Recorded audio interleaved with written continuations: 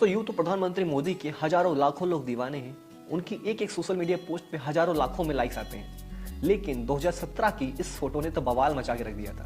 भारतीय राजनीति में कोहराम मच गया था जब खादी और ग्रामोद्योग आयोग ने अपनी वार्षिक कैलेंडर और डायरी में इस फोटो को लगाया था। सभी को ये लगता था कि यहाँ पे सिर्फ महात्मा गांधी जी की फोटो होनी चाहिए। मैं दोनों पक्ष आपके सामने रखूंगा, आप लोग कमेंट करके बताइए कि इसमें कौन सही है और कौन गलत है। 16वीं शताब्दी में भारत का हैंडीक्राफ्ट पूरी दुनिया में छा चुका था। भारत के एक साधारण से गांव की महिला के द्वारा बनाया गया कपड़ा लंदन की मार्केट पर पूरी तरीके से कब्जा कर चुका था। भारत के हाथों की कारीगरी पूरी दुनिया में छा चुकी थी।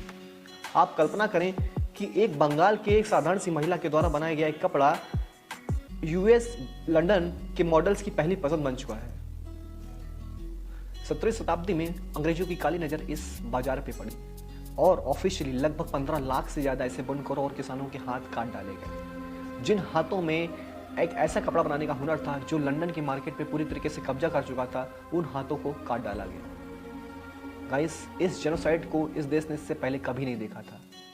तकरीबन 200 साल तक अंग्रेजों ने खादी की मार्केट पे पूरी तरीके से कब्जा किया।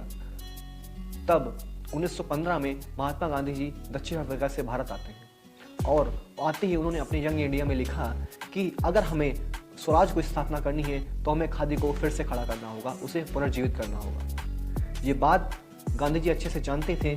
खादी में ही एक ऐसी शक्ति है जो भारत के लोगों के अंदर भारतीयता को जागृत कर सकती है, स्वदेशी को फिर से खड़ा कर सकती थी। दोस्तों, हर सिक्के के दो पहलू होते हैं।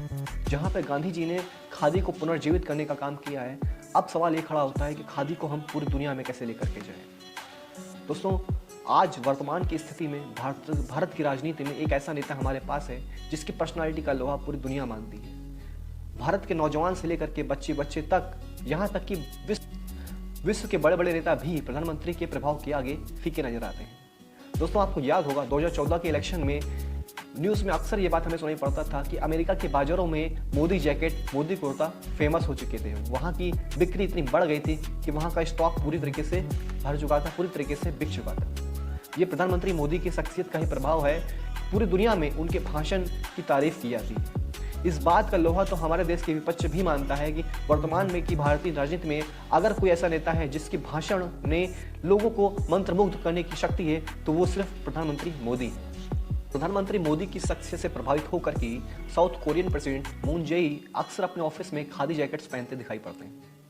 दोस्तों, खादी और ग्रामोद्योग आयोग ने भी 2017 में जब मोदी जी की फोटो लगाई थी, तब इसका उद्देश्य यही था कि दुनिया में खादी की ब्रांडिंग की जाए। दोस्तों, इस बात से इनकार नहीं किया जा सकता कि आज खादी अस्तित्व में है तो वह सिर्फ महात्मा गांधी जी की वजह से। लेकिन अब हमें गांधी जी द्वारा जीवित की गई खादी को पूरी दुनिया भर में पहुंचाना है, पूरी दुनिया में उसको स्केल करना है और इसके लिए हमें फैशन इन्फ्लुएंसर्स की जरूरत पड़ेगी। खादी और ग्रामोद्योग आयोग ने 2017 में जब मोदी जी की फोटो लगाई थी तो इसी उद्देश्य से लगाई गई थी कि मोदी जी के माध्यम से खादी की ब्रांडिंग को पूरी दुनिया भर में की जाए। अगर हमें भविष्य में और कोई प्रभावशाली प्रधानमंत्री मिलता है तो हमें उसकी फोटो भी लगानी चाहिए। दोस्तों, मिलते हैं अब अगले वीडियो में।